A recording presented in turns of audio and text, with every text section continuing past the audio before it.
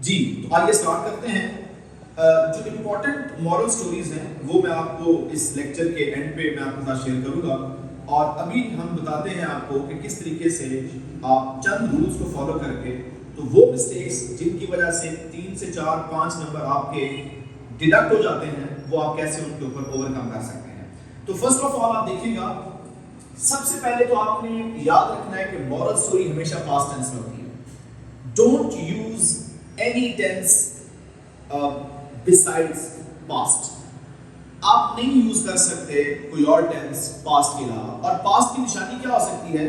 Past tense जब आप use करते हैं तो आप डिड यूज करते हैं, वाज वर्ब लगाते हैं, हैड यूज करते हैं, सेकंड फॉर्म ऑफ वर्ब लगाते हैं, कैन की जगह पे कुड लगाते हैं और वुड लगाते हैं। जब आप मॉरल स्टोरी याद करें तो आप ये माइंड में रखें कि यही वर्ड्स आप वहां पे सामने आपको आएंगे। डिड आएगा, लेकिन आपने ये याद रखना है कि डिड के साथ हमेशा फर्स्ट फॉर्म लगाते हैं। कहीं ऐसा ना हो कि आपने कहा सर ने कहा सेकंड फॉर्म यूज करनी है तो डिड के साथ भी कहीं आप सेकंड फॉर्म लगा दें, डिड के साथ फर्स्ट फॉर्म आती है। तो ये आप जब स्टोरी याद करें तो यू मस्ट रिमेंबर कि आप did, was verb, had, second form of verb, could और वुड का इस्तेमाल करेंगे। नेक्स्ट आप और क्या करेंगे? इसके अलावा हम सब्जेक्ट इस्तेमाल करते हैं, तो सब्जेक्ट में हमेशा आपने थर्ड पर्सन यूज करना है। थर्ड पर्सन में ही, शी, इट, दे या कोई कैरेक्टर जिसके बारे में आप बात कर रहे हैं आप उसका नाम इस्तेमाल कर सकते हैं। इसके अलावा आपने कोई और प्रोनाउन या सब्जेक्ट इस्तेमाल नहीं करना।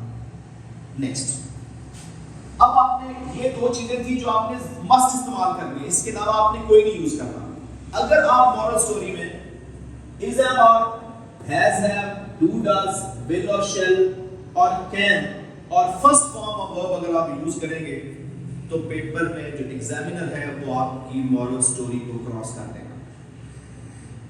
क्योंकि पास्ट टेंस आपने यूज करना है, आप यूज कर रहे हैं प्रेजेंट टेंस जो कि एक बहुत बड़ा ब्लंडर है। लिहाजा जब आप मॉरल स्टोरी याद कर रहे हो तो कीप इन योर माइंड कि आप इज हैव आर यूज नहीं करेंगे, हैज हैव यूज नहीं करेंगे, विल शैल यूज नहीं करेंगे, कैन यूज नहीं करेंगे, first form of verb use नहीं करेंगे और डू और डज यूज नहीं करेंगे। तो अगर आप जब पेपर अटेम्प्ट कर रहे हैं, मॉरल स्टोरी लिख लें, तो एक दफा रिव्यू कर लें कि क्या मैंने इज हैव आर तो नहीं यूज किया, मैंने हैज हैव तो नहीं यूज किया, या मैंने प्रेजेंट या फ्यूचर टेंस तो नहीं यूज कर दिया। आपने अगर यूज किया है उसको फॉर्म करेक्ट कर लें। इज हैव आर की जगह पे वाज वर्ब लगा दें, हैज हैव की जगह पे हैड लगा दें, फर्स्ट फॉर्म की जगह पे सेकंड फॉर्म लगा दें, कैन की जगह पे कुड लगा दें, विल और शैल की जगह पे वुड इस्तेमाल करते हैं। इस तरीके से आप अपने बहुत मार्क्स को सिक्योर कर सकते हैं। और इसी तरीके से आपने आई, वी और यू यानी फर्स्ट पर्सन और सेकंड पर्सन आपने कभी भी मॉरल स्टोरी में यूज नहीं करना, ये बात नोट कर लें। मगर इसमें एक एक्सेप्शन है। क्या एक्सेप्शन है? मैंने एक 5वें पे लिखा है रूल नंबर 5 पे inverted commas.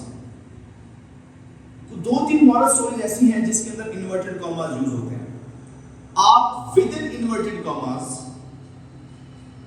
Present future use कर सकते हैं, first person second person use कर सकते हैं, लेकिन they must be in inverted commas. अगर आप जहां इन्वर्टेड कॉमास लिखे हुए हैं, अगर आप वहां इन्वर्टेड कॉमास यूज नहीं करते प्रोमिनेंट मार्कर के साथ, तो आपके वो मार्क्स डिडक्ट हो जाएंगे।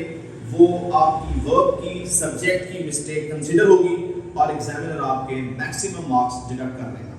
तो विद इन इन्वर्टेड कॉमास आप लगा सकते हैं, अदरवाइज आप प्रेजेंट टेंस और first person second person use नहीं कर सकते। और जहां इन्वर्टेड कॉमास लगे होंगे वहां आपने जरूर इन्वर्टेड कॉमास यूज करने हैं। इसके अलावा जब आप स्टोरी लिखते हैं तो स्टोरी में जब आप स्टोरी स्टार्ट करते हैं तो बहुत सारे बच्चे स्टोरी के ऊपर मॉरल लिख देते हैं।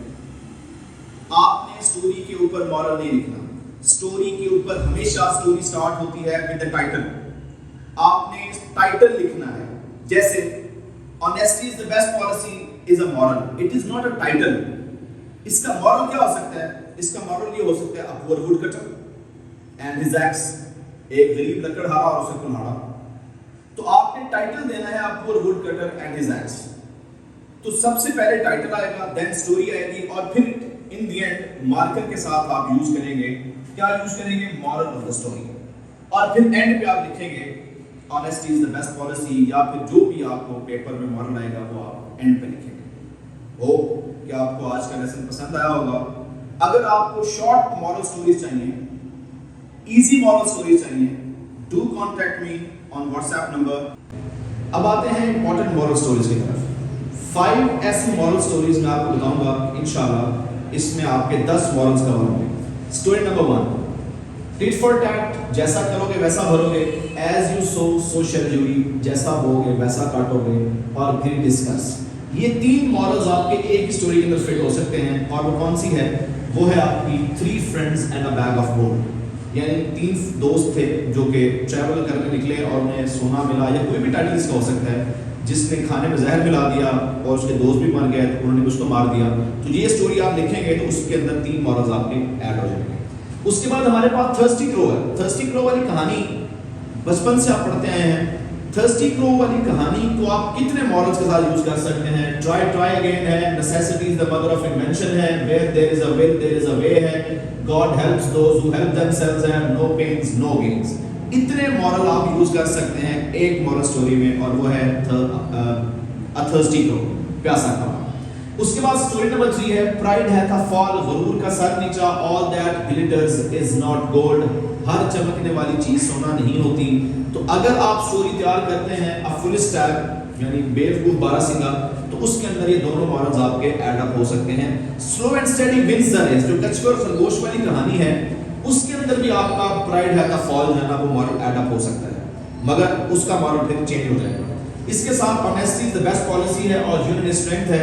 ये स्टोरीज अगर आप तैयार कर लेते हैं मिनिमम, तो इसमें आपकी एक ना एक स्टोरी जो है वो इंशाल्लाह पेपर में जरूर है।